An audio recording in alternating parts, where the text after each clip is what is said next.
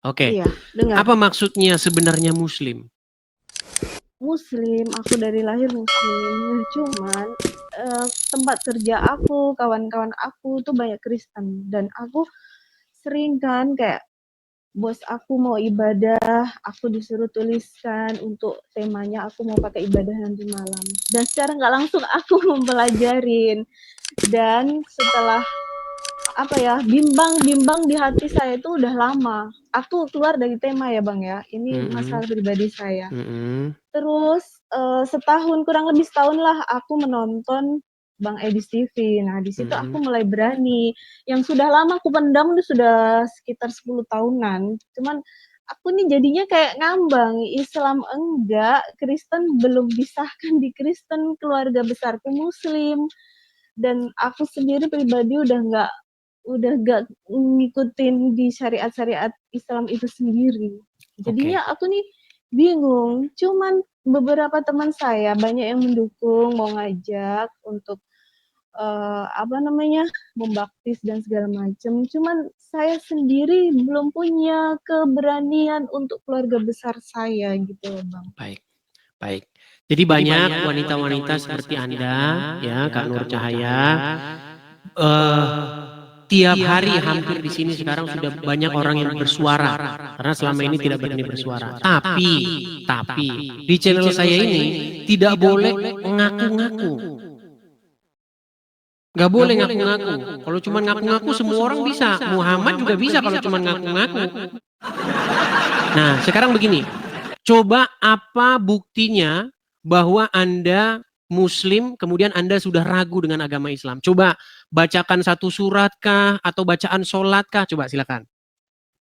Ya, sholat 5 waktu hafal, soli, fardu, maghribi, salasar, kaatim, mustaqbilal, kiblati, ada alillahi ta'ala. Yasin pun aku hafal. Coba surat Yasin, coba. Yasin wal Qur'anil Hakim, innaka laminal mursalin, ala siratil mustaqim, tanzilal azizir rahim. Sah, sudah cukup. Sudah cukup, sah.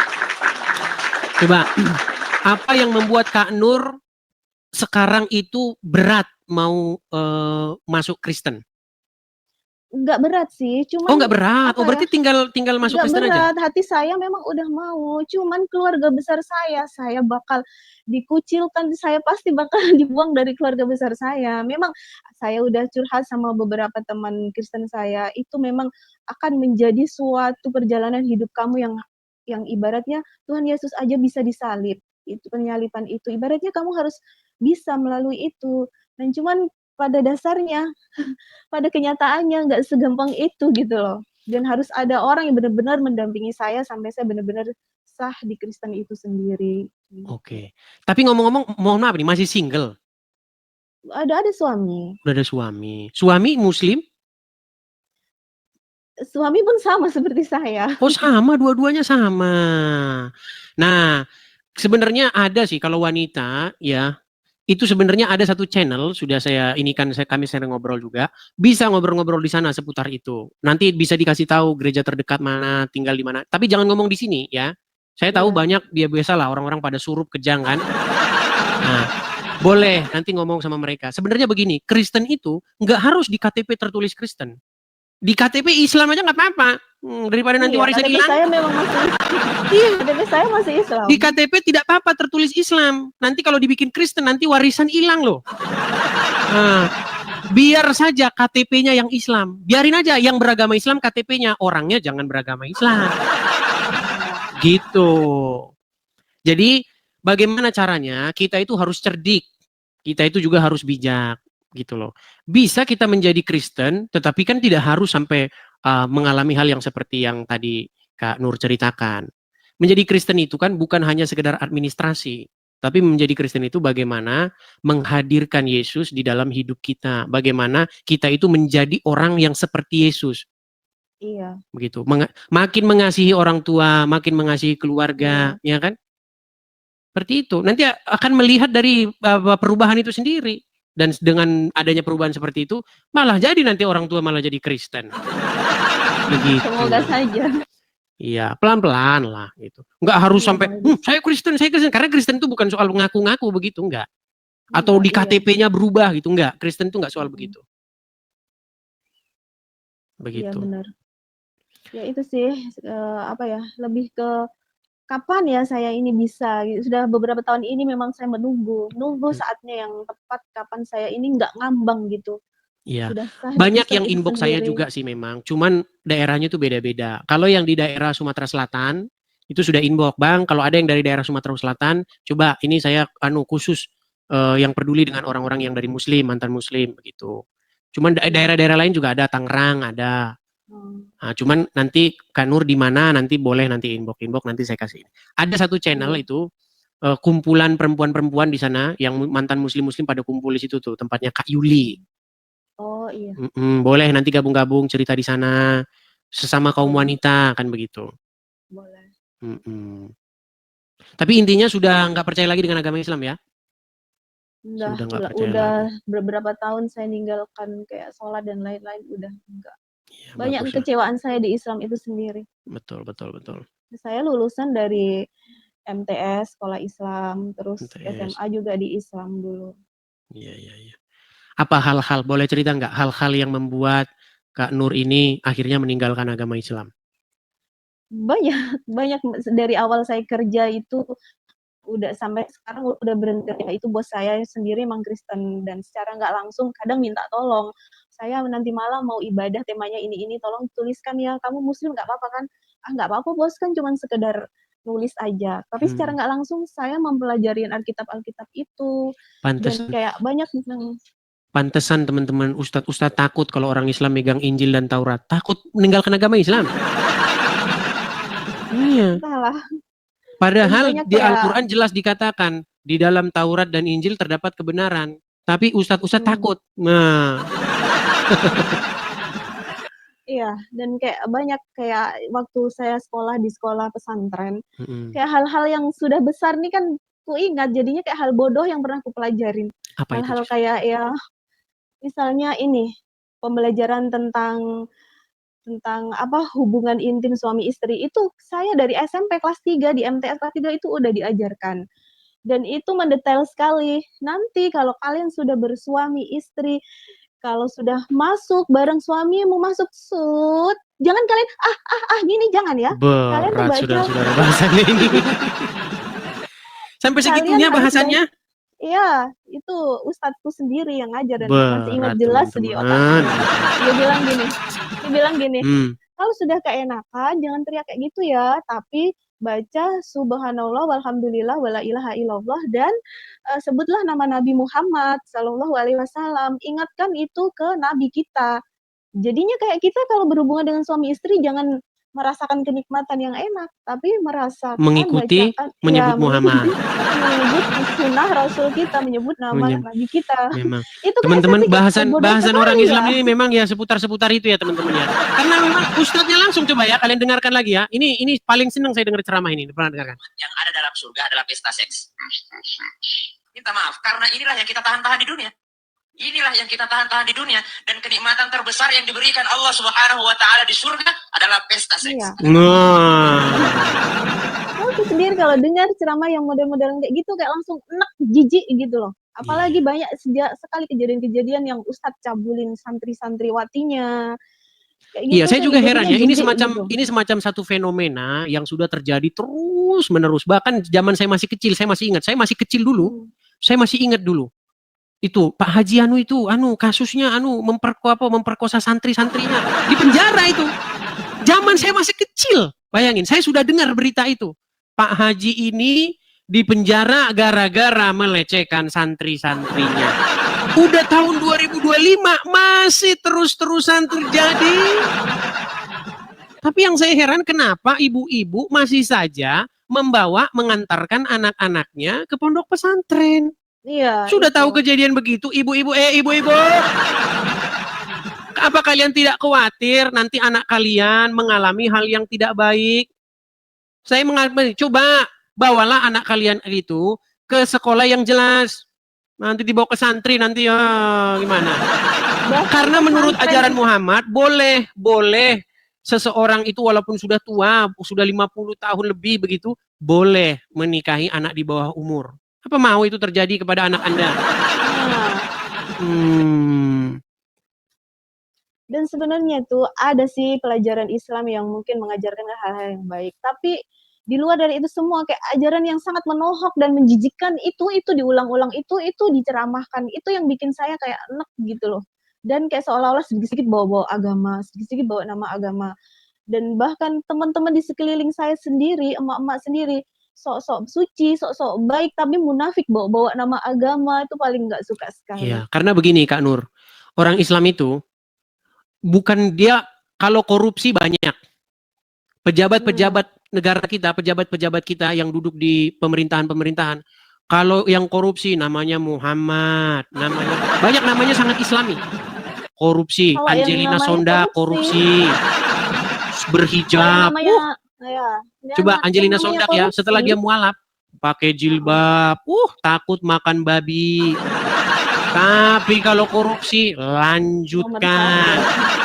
Saya cuma mau bilang begini, orang Islam itu kenapa sih takutnya itu cuma makan babi? Tapi kalau korupsi, gosip, gibah, jalan terus.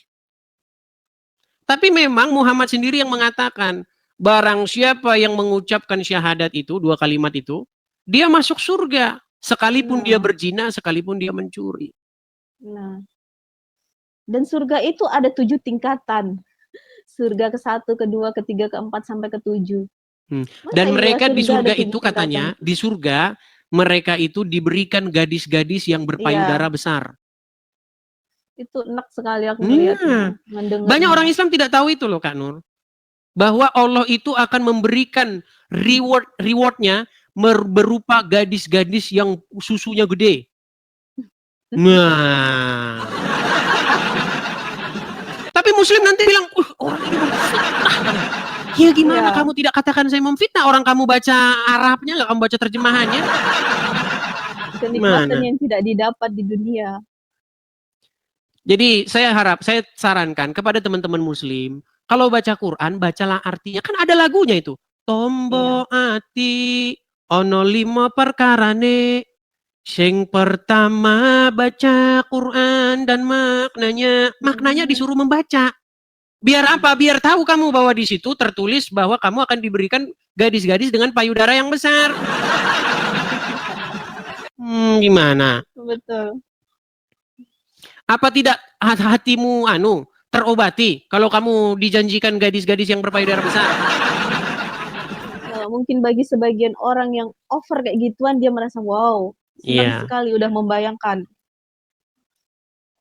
Jadi ya Itu seperti yang mereka itulah. kejar memang. Padahal kalau kita membaca hadis-hadis, kenikmatan tertinggi menurut hadis tersebut itu memandang wajah Allah.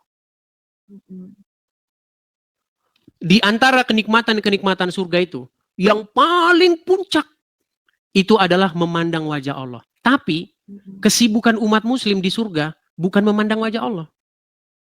Kesibukan para lelaki dalam surga memecah perawan.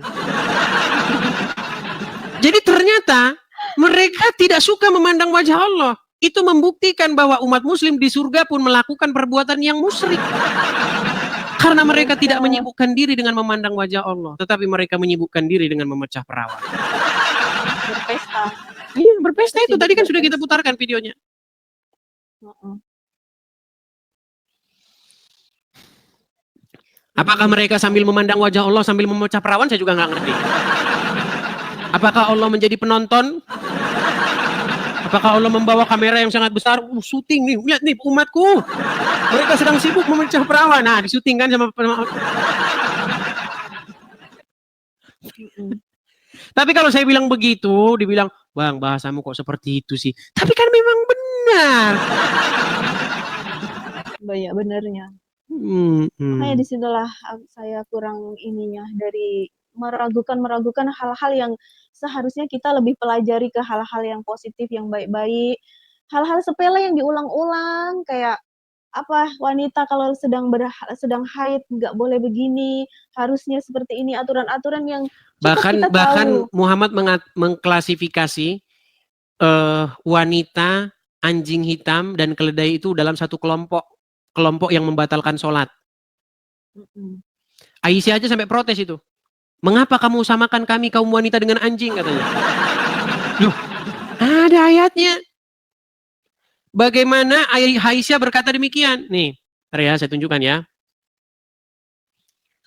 Bentar.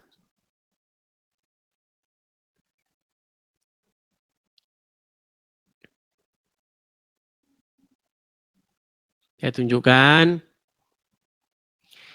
Ketika Aisyah menolak disamakan dengan anjing. Nih, perhatikan ya. Disangkain saya bohong, teman-teman. Ketika istri Rasulullah yang menolak perempuan disamakan dengan keledai dan juga anjing, ada juga ini. Saya bacakan. Aisyah adalah sosok kritikus hadis ulung. Banyak kisah Aisyah yang mengkritik beberapa periwayat hadis yang dilakukan oleh sahabat.